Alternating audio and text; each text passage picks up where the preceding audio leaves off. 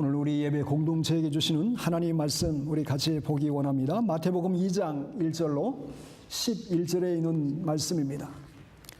마태복음 2장 1절로 11절에 있는 말씀, 12절까지입니다. 우리 한 말씀씩 저하고 함께 교독을 하도록 하겠습니다. 제가 먼저 2장 1절 말씀 먼저 봉독합니다. 헤로드 왕 때에 예수께서 유대 베들레헴에서 나심에 동방으로부터 박사들이 예루살렘에 이르러 말하되 유대의 왕으로 나시니가 어디 계시냐? 우리가 동방에서 그의 별을 보고 그에게 경배하러 왔노라 하니 헤로드 왕과 온 예루살렘이 듣고 소동한지라. 왕이 모두 대주하는 것과 백성의 소비관들을 모아 수도가 어디서 나겠느냐 하니 이르되 유대 베들레헴이 오니 이는 선지자로 이렇게 기록된 바 또 유대 땅 베들레헴아 너는 유대 고을 중에서 가장 작지 아니하노라. 내게서 한 다스리는 자가 나오시고 내 백성 이스라엘의 목자가 되리라 하셨습니다. 이에 헤롯이 가만히 박사들을 불러 별이 나타난 때를 자세히 묻고 베들레헴으로 보내려 이르되 가서 아기에 대하여 자세히 알아보고 사건을 내게 구하여 나도 가서 그에게 경배하게 하라. 박사들이 왕의 말을 듣고 갈새 동방에서 보던 그 별이 문득 앞서 인도하여 가다가 아기 있는 곳 위에 머물러 서 있는지라. 그들이 별을 보고 매우 크게 기뻐하고 기뻐하더라. 집에 들어가 아기와 그의 어머니 마리아가 함께 있는 것을 보고 엎드려 아기께 경배하고 보배압을 열어 황금과 유향과 모략을 예물로 드리니라. 그들은 꿈에 헤롯에게로 돌아가지 말라 주장하다가 다른 길로 그에게 돌아가니라. 아멘. 12절 말씀까지 보았습니다. 오늘 마태복음 강의 세 번째 말씀입니다. 오늘 본문은 예수님의 탄생에 대해서 아주 구체적으로 소개를 해주고 있습니다. 특히 동방박사들이 베들레헴 마구간에 태어나신 아기 예수께 전심으로 경배하고 기뻐하는 모습을 예수님의 탄생 이야기를 통해서 보여주고 있습니다.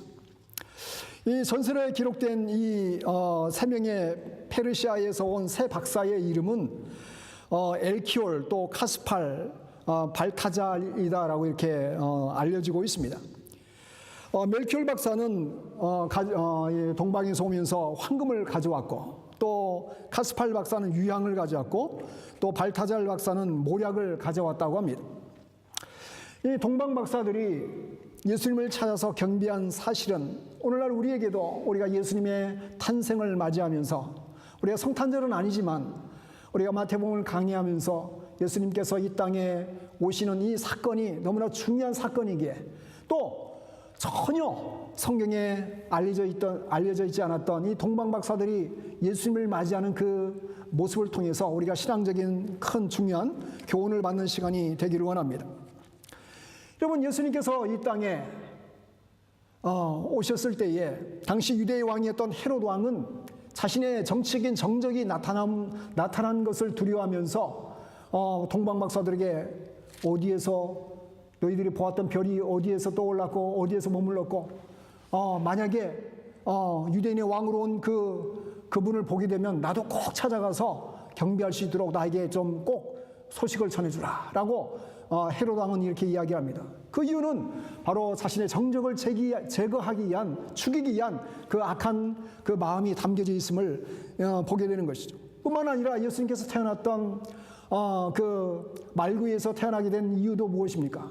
빈방이 없어서, 베들레헴에 빈방이 없음으로 인해서 부득불 마구간에서 정말 어느 누구 환영해 주는 이 없는 그런 마구간에서 태어나게 된 예수님의 모습을 소개해 주고 있습니다. 뿐만 아니라 오늘 성경학자들이 헤롯 왕이 물어보게 됐을 때에 장차 오실 그 메시아가 어디에서 태어날 것이냐 묻게 됩니다. 그러자 이미 미가서에 예언된 대로 베들레헴이라는 곳에 태어날 것입니다. 이 사실을 성경학자들은 율법학자들은 알고 있었음에도 불구하고 정작 예수님이 태어났을 때에 어느 누구도 예수님을 찾아가서 그 예수님의 탄생하심을 맞이하지 못하는 그 모습을 우리에게 보여주고 있습니다. 그런데 오늘 본문에 소개된 동방 박사들은 이 모든 사람과는 달리 먼 곳에서 아라비아 보통 한 1,500에서 한 2,000km 정도 떨어진 지금의 그 페르시아 지역이 동방박사들이 온 지역이다라고 이게 성경학자들은 말을 하고 있는데, 최소 1,500km, 직선 거리로 1,500km고, 길이 좀 꼬부러지고 그런 걸 합치면 거의 2,000km 가까이 떨어진 곳에서 동방박사들이 예수님의 탄생을 축하하기 위해서 찾아온 그 모습을 오늘 본문은 소개를 해주고 있습니다. 오늘 본문 말씀에 나오는 이 동방박사들의 모습을 통해서 우리도 예수님을 다시 한번 이 마태복음에 보여지고 있는 예수님의 그 탄생의 모습을 우리의 마음속에 다시 한번 동방박사들의 그 마음의 자세를 통해서 새롭게 바라볼 수 있는 축복된 이 시간이 되었으면 좋겠습니다. 먼저 우리도 동방박사들처럼 예수님을 맞이하고 경배하는 그 모습을 우리가 본받아야 할 줄 믿습니다. 우리 2절 말씀 다시 한번 읽어보기 원합니다. 2절 말씀. 유대인의 왕으로 나시니가 어디 계시냐? 우리가 동방에서 그의 별을 보고 그에게 경배하러 왔노라 하니. 이렇게 말씀하고 있습니다. 경배하러 동방에서 찾아왔다라고 말씀하고 있습니다. 그럼 동방박사들은 별을 연구하는 박사들입니다. 또 유대인이 아닙니다. 당시 점성술이 발달한 페르시아에서, 머나먼 페르시아에서 찾아온 사람들이었습니다. 그들은 유대인이 아니었기 때문에 이 소식을 제대로 알 가능성이 적었지만은 별을 연구하면서, 당시에 가장 점성술이 발달한 지역이 바로 페르시아 지역이었어요. 이란 지역이었는데, 이 오늘 본문에도 영어 성경 보니까 동방박사들 뭐라고 표현하고 있습니까? 와이즈맨 또는 메이자이라는 그 단어를 쓰면서 신비한 능력을 가진 마술사, 또 마술을 부리는 사람라는 그런 의미가 담겨져 있습니다. 당시에 천문학을 연구한 사람들은 그 당시 최고의 그 지식인들이었습니다. 그리고 그들은 나라의 운명이라든지 또 아주 권세가 있는 사람들의 그 개인적인 그런 일을 점치기도 하고 운명을 점치기도 하는 그러한 일들을 감당했습니다. 그런데 어느 날 별을 관측하면서 그 한 별이 유난히 빛나고 이 별은 보통 별이 아니다라는 것을 깨닫게 돼요. 근데 한 사람이 아니라 오늘 본문에 동방박사 세 사람이었다라고 말씀하고 있어요. 세 사람 모두 다 이 별은 정말로 온 인류에게 있어서 너무나 중요한 의미를 담겨주는 보통 별이 아니다라는 공통된 동감하는 마음이 생겼던 것 같습니다. 그래서 그 별을 따라서 별이 움직이는 대로 찾아오다 보니까 이 페르시아 지역에서 결국 유대 땅 예루살렘까지 찾아오게 된 것이었습니다.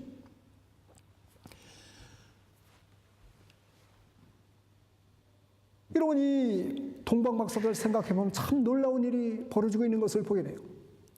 1,500km, 거의 2,000km 가까이 떨어진 페르시아 지역에서 별을 연구하던 사람들이 메시아로 오신 예수님의 탄생을 별을 쫓아서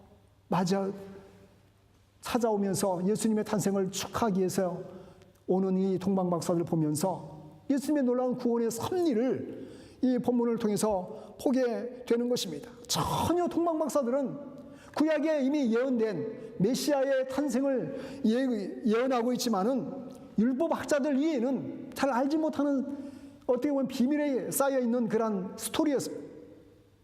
그럼에도 별을 연구하면서 그 별빛이 신비스럽게 비춰지는 그들의 마음 속에 이 빛이야말로 온 인류에게 소망을 줄 수 있는 그런 빛이라는 그런 확신을 갖고 결국 유대 땅 예루살렘까지 찾아왔던 것입니다. 그리고 동방박사들은 베들레헴에서 마간에 누워 있는 갓난아기가 그 별빛을 따라서 오게 된 그런 놀라운 그런 하나님의 선물임을 깨닫고 그들에게 최고의 선물을 바치는 모습을 오늘 본문을 통해서 보여주고 있습니다. 여러분, 우리가 예수를 만나고 하나님의 구원의 가운데 구원의 확신을 갖게 될 때에 이것을 이 사건은 우리가 일생일대에 한 번 경험하게 됩니다. 내가 막연하게 알았던 하나님, 내가 막연하게 알았던 예수 그리스도. 그런데 이 만남의 사건을 통해서 이 회심의 사건을 통해서 그분이 막연하게 그냥 내 삶하고 아무 상관이 없는 막연한 대상의 신앙의 대상이 되는 분이 아니다라는 것을 인격적인 그 체험을 통해서 구원의 그 만남의 사건을 통해서 새롭게 경험하게 되는 것입니다. 어쩌면은 이 동방박사들은 이 별빛을 쫓아오면서 또 예수님의 그 탄생 사건을 통해서 이것은 하나님의 놀라운 계획이었구나라는 것을 고백하지 않을 수 없는 그 일들을 경험하게 되면서 예수님 앞에 최고의 경배를 드리고 있는 것입니다. 여러분은 매년 우리가 12월 되면 예수님의 성탄을 맞이합니다. 그럴 때마다 어떤 마음으로 예수님의 성탄을 맞이하고 있습니까? 어쩌면은 우리의 모습도 그냥 그 당시 율법 학자들처럼 예수님이 오실 것입니다. 그렇게 기록되어 있어요. 성경에는. 베들레헴이라는 곳에서 탄생할 것입니다. 막연하게 알고 있는 지식처럼 예수님의 이 땅에 오신 그 의미가 그 이상도 그 이하도 아닌지 우리 스스로를 다시 한번 생각해 볼 필요가 있는 것입니다. 여러분, 예수님의 탄생은 하나님께서 우리에게 주신 최고의 선물인 것입니다. 가장 큰 구원의 은혜를 베풀어 주시기 위한 하나님의 그러한 계획하심이었습니다. 그분이 바로 2000년 전에 이 땅에 오신 예수님의 그러한 탄생이신 것입니다. 그러므로 우리가 오늘 본문의 말씀을 보면서 그 예수님의 그 은혜가 아니고서는 우리가 어떤 존재입니까? 우리는 소망이 없는 존재입니다. 우리는 아무리 건강해도 70, 80대 이후에 70, 80 그 이후에는 소망이 없는 점점 몸은 쇠퇴해가고 우리의 존재 자체가 정말 가치 없는 존재로 사그러질 수밖에 없는 그런 존재들이 바로 우리들입니다. 그럼에도 불구하고 하나님은 우리를 구원의 길로, 진리의 길로, 생명의 길로, 영생의 길로 인도해 주시기 위해서 독생자 되신 예수 그리스도를 이 땅에 보내주신 사건이 바로 예수님의 탄생의 사건이기에 이 탄생의 스토리를 앞에 두고 그의 이름을 찬양하며 그의 이름을 경배할 수 있는 이유가 바로 여기에 있는 것임을 믿으시기 바랍니다. 두 번째로 우리도 동방박사들처럼 예수님을 정말로 기쁨으로 맞이하는 자세가 되어야 합니다. 여러분, 동방박사를 보니까 예수를 만나러 가는 모습이 기뻐서 어쩔 줄 몰라 하는 그 모습을 우리에게 보여주고 있습니다. 오늘 본문 10절에 어떻게 표현하고 있습니까? 10절에 보니까 그들이 별을 보고 매우 크게 기뻐하더라. 여러분, 예루살렘에 가서 물어보니까 다 눈을 희둥거리면서 아니 여기에 무슨 메시아가 왕이 유대인의 왕이 태어났다고요? 다 모르고 있었어요. 깜짝 놀랐어요. 그래서 헤롯 왕도 아니 내가 왕인데 또 무슨 왕이 필요해? 그러면서 깜짝 놀라면서 그런 깜짝 놀랐지만은 그런 겉모습은 드러내지 않고 아 그래요? 그러면 정말 진짜 유대인의 왕이 태어나셨다면은 나도 그분에게 찾아가서 경배할 수 있도록 나에게도 좀 알려주시오. 그리고 율법학자와 서기관들을 불러가지고 물어봅니다. 그럼 구약 성경에 예언된 말씀이 도대체 있다면은 장차 메시아로 오실 그분이 어디에서 태어나느냐 물어보니까 바로 유대 땅 베들레헴에서 태어날 것이다라고 말씀하고 있습니다. 이 얘기를 듣고 동방박사들은 베들레헴으로 찾아갑니다. 이런 베들레헴이 예루살렘에서 몇 킬로 정도 떨어져 있습니까? 성경 주석을 보니까 한 10킬로 정도 동쪽으로 떨어져 있는 곳이 바로 베들레헴이라고 표현되어 있는데 10킬로 정도면 그렇게 먼 거리가 아니에요. 율법 박사들이 말한 대로 베들레헴에 가보니까 그 찾다가 잠깐 사라졌던 그 별빛이 거기에서 그들을 인도하면서 한 곳에 머무른 그 모습을 보면서 예수님의 탄생을 목격하게 됩니다. 그리고 그 모습 속에 그들이 별을 보고 매우 크게 기뻐하더라 이렇게 말씀하고 있습니다. 아마 우리가 만약에 어떤 큰 잔치를 베푸는 곳을 찾아가기 위해서 한 1000km, 2000km 한번 걸어갔다 오면 생각해 보세요. 정말 이분은 소중한 분이기 때문에 내가 이분을 찾아가서 정말 함께 기뻐해주고 함께 축하해주고, 우리가 간간히 뭐 누구 친구가 결혼하면은 뭐 한국을 찾아가기도 하고 이게 축하해주기 위해서 가기도 하지 않습니까? 비행기 타고 한국에 가서 정말 친한 친구 결혼식을 마음껏 축하해준다고 할 때에 그 축하는 보통 축하가 아닌 것이죠. 그죠? 이미 비행기 싹도 비쌀 뿐만 아니라 시간을 내가지고, 그런데 이 동방박사들은 최소한 몇 달 동안을 별이 인도하면 인도한 대로 낮에는 움직일 수가 없어요. 그럼 언제 움직여야 됩니까? 밤에만 움직여야 돼요. 별빛을 따라서 낮에는 잠을 자고 밤에 별빛을 따라서 움직이는 대로 그 길을 찾아왔다고 한번 생각을 해보세요. 아마 길이 뻥 뚫린 그 길대로 찾아오지 않았을 것이에요, 결코. 그래서 우리가 찬송가 116장에 보면 성탄절 때마다 부르는 찬양이 있지 않습니까? 동방박사 세 사람 귀한 예물 가지고 산을 넘고 물을 건너 별 따라왔도다. 말 그대로 이 찬양의 가사처럼 틀리지 않았을 것 같아요. 별을 따라서 물을 건너고 산을 지나서 예수님의 그분이 어떤 분인지도 알지도 못하지만 그 빛으로 인하여서 이 동방박사 세 사람 모두가 다 마음이 다 빼앗겼어요.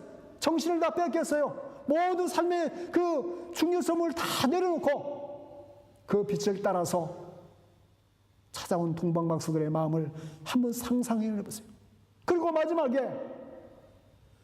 마지막에 멈춘 그 베들레헴에서 태어난 그 아기를 보니 그들의 마음속에 매우 크게 기뻐하고 기뻐하더라.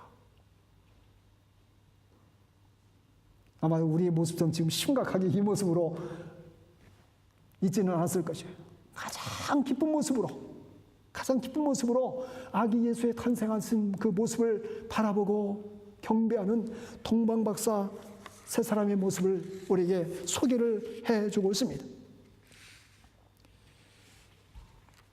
여러분, 이 동방박사들이 찾아오기까지 많은 어려움들이 있었을 것이에요. 힘든 일들이 있었을 것이에요. 그러나 그 마음속에 이 별을 따라서 찾아가려는 뜨거운 열정들이 있었습니다. 여러분, 우리의 신앙은 정말로 그 열정, 패션이 중요한 것이에요. 뜨거운 열정이 있지 않으면 어떻게 됩니까? 우리의 믿음이 식어져 버리면. 그래서 주님께서도 소아시아에 있는 7교회 가운데 유독 가장 책망을 많이 한 교회가 라오디게아 교회 아닙니까? 라오디게아 교회. 이 교회의 문제점은 무엇이었어요? 차지도 않고 뜨겁지도 않고 미지근한 신앙의 그 모습이었어요. 하나님을 믿는 것, 안 믿는 것도 아니고, 그렇다고 해서 열정적으로 하나님을 믿는 것도 아니고, 하나님이 존재하신다는 것을 알고 있고 인지하고 있지만, 그러나 그 하나님에 대해서 전심으로 경배하고 찬양하고 예배하는 그 모습을 찾아보지 못했던 라오디게아 교회의 성도를 향해서 토하여 내치리라, 차든지 덮든지 하라고 이렇게 책망한 교회가 라오디게아 교회였습니다. 우리 신앙도 마찬가지입니다. 우리가 깨어있지 아니하고 잠들어 있고 마치 미지근한 신앙으로 한 발은 교회에, 한 발은 세상에, 한 발은 하나님의, 또 한 발은 세상에 우리의 양발을 이렇게 사용하면서 편함을 따라서 이렇게 살아가는 신앙의 모습은 아니지. 다시 한번 이 동방박사들의 그 모습을 보면서 우리의 모습을 비춰보기 원합니다. 또 한 가지는 우리도 동방박사들처럼 예수님께 가장 귀한 것을 드리고자 하는 그 마음의 자세, 신앙의 자세가 갖춰져야 함을 보여주고 있습니다. 이런 동방박사들은 예수님을 발견하고 나서 이 탄생하심 앞에 그들이 거의 1500km 떨어진 곳에서 어쩌면 많은 식량을 싸가지고 와야 했을 것입니다. 그렇기 때문에 짐이 많았을 것이에요. 그럼에도 불구하고 그 탄생하실 예수님께 메시아에게 드릴 귀한 선물을 가져오는 것을 까먹지 않았던 것입니다. 세 가지의 선물을 예수님께 드리는데 황금과 유향과 모략을 선물로 드리게 됩니다. 황금은 무엇을 상징하고 있습니까? 바로 예수님이 만왕의 왕이심을 증가하는 그러한 물건이 바로 황금입니다. 그리고 유향은 향기로운 냄새가 나는 것으로 예수님의 거룩한 신성을 의미하고 있습니다. 그리고 모략은 메시아로서 오신 예수 그리스도께서 장차 고난을 받으시고 또 십자가에 달려 죽으실 것을 예표하고 있는 의미가 담겨져 있습니다. 그래서 동방박사들은 예수님을 향하여 황금을 드리고 유향을 드리고 모략을 드리면서 예수님의 이 땅에 오신 만왕의 왕으로서 오신 예수님을 맞이하면서 경배의 예물을 드리고 있는 것입니다. 동방박사들이 드릴 수 있는 가장 최고의 선물을 예수님께, 아기 예수께 드리게 됩니다. 여러분, 우리의 신앙에 가장 귀한 것이 무엇입니까? 바로 예수 그리스도이십니다. 예수 그리스도. 여러분, 찬송가 94장에 보면 찬송가 가사가 참 많은 사람들에게 참 많은 그런 영감을 주기도 하고 또 헌신의 고백을 담아서 드리기도 하는데, 주 예수보다 더 귀한 것은 없네. 내용이 이렇습니다. 주 예수보다 더 귀한 것은 없네. 이 세상 부귀와 바꿀 수 없네. 2절은 이렇게 시작합니다. 주 예수보다 더 귀한 것은 없네. 이 세상 명예와 바꿀 수 없네. 3절은 주 예수보다 더 귀한 것은 없네. 이 세상 행복과 바꿀 수 없네. 후렴의 마지막, 주 예수보다 더 귀한 것은 없네. 예수밖에는 없네. 여러분, 이 곡은 1929년도에 작곡된 곡입니다. 작곡자인 지비 시어라는 청년이 있었는데, 이 청년이 경제적인 어려움으로 대학을 다니다가 중간에 중퇴를 하게 됩니다. 그래서 대학을 그만두고 이 노래를 잘 불렀던 것 같습니다. 그래서 어느 날 라디오에 출연해서 노래를 불렀는데 이 노래에 많은 사람들이 감동을 받게 돼요. 그래서 많은 사람들이 만약 당신이 가수가 된다면은 엄청난 명예와 부귀를 누릴 수 있을 거예요. 그러니까 가수가 되라고 이렇게 권면을 합니다. 근데 이 청년이 고민이 되었어요. 노래를 잘 부르는데 세상 노래를 부를 것인가? 아니면 하나님을 경배하고 찬양하는 복음성가를 부를 것인가? 많은 두 가지 선택 가운데 놓이게 되었습니다. 94장은 그의 사랑하는 어머니가 자신에게 곡을 써가지고 준 곡이었어요. 주 예수보다 더 귀한 것은 없네. 이제 곡에다가 이제 노래를 붙여가지고 부르는데, 나는 세상 노래를 부르는 것보다 하나님을 찬양하고 예수 그리스도를 증거하는 그런 복음성가를 부르기를 원합니다. 그런 고백이 담겨진 곡으로서 이 찬송가 94장이 탄생하게 됩니다. 사랑하는 성도 여러분, 이 세상에는 언제든지 선택을 해야 됩니다. 근데 그 선택의 과정 속에서 언제든지 힘의 논리에 의해서 그 선택을 하게 됩니다. 이것이 더 귀하냐? 아니면 이것이 더 귀하냐? 이것이 더 영향을 끼치는 것이냐? 아니면 이것이 더 내 삶에 힘을 끼치는 것이냐? 여러분, 신앙의 세계도 마찬가지예요. 결국 우리가 운동회 때 하면 줄다리기를 하지 않습니까? 줄다리기 해보셨죠? 그럼 끄는 만큼 어떻게 됩니까? 끌려옵니까? 상대방도 끌어요. 저쪽에서. 시작하고 끌면은 어느 쪽이 끌게 됩니까? 힘센 쪽이 끌게 돼요. 힘센 쪽이. 힘이 약하면 땡겨도 끌려가게 됩니다. 우리의 신앙도 우리가 이 세상에 이 도도한 그 강력한 이 세상의 힘 앞에 우리의 신앙이 약해지면 세상 가운데 빨려 들어가고 세상 가운데 끌려 들어갈 수밖에 없는 거예요. 우리가 하나님의 그래서 하나님의 말씀으로 잘 양육되고 성령으로 충만하고 말씀의 권능 위에 섰을 때에 악한 마귀 사단을 능히 대적할 수 있는 것이지, 아무런 준비도 되지 않은 상태에서는 백전백패 끌려갈 수밖에 없는 그러한 신앙의 싸움인 것입니다. 그러므로 우리의 가장 소중하고 가장 귀한 예수 그리스도를 바라보지 않으면 그거보다 더 예수님보다 돈이 더 중요하고 예수님보다 명예가 더 중요하고 예수님보다 세상에 그 무엇이 더 귀하게 여겨질 때 그 믿음은 온전한 믿음이 아닌 것입니다. 그 믿음의 싸움에서는 반드시 끌려갈 수밖에 없는 것입니다. 오늘 이 시대에도 수많은 사람들은 예수님이 오신 그 사건을 아무런 마치 2000년 당시에 헤롯 왕처럼 주변에 헤롯 주변에 있던 많은 그런 종교학자들처럼 혹시 내 정적이 아닌가, 내 라이벌이 아닌가 알고는 있지만 전혀 예수님의 탄생을 준비하지 못했던 그런 율법학자들처럼 우리도 예수님과 나와의 관계 속에서 그렇게 되어질 수 있다는 것입니다.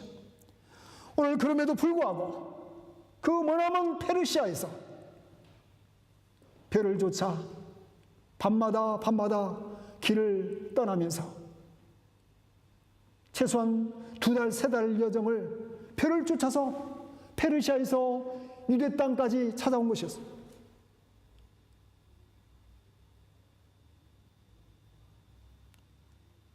그런 열정이 우리 가운데 있기를 원하고 우리 신앙의 프리어리티가 우선순위가 정말로 하나님 앞에 바로 세워지기 원하고 그리고 이 세상 가운데 내가 하나님의 이름으로 서서 하나님의 백성으로 서서 살아가는 신앙의 여정 가운데 내가 이 자리에 있음으로 인해서 내가 이 자리를 지킴으로 인해서 내가 이 자리를 살아감으로 인해서 그 주변이 하나님의 이름을 증거하고 하나님의 영광을 선포하는 살아있는 믿음의 사람, 깨어있는 믿음의 사람이 되는 축복됨이 여러분의 신앙의 자리 가운데 가득하기를 간절히 주의 이름으로 축원을 드립니다.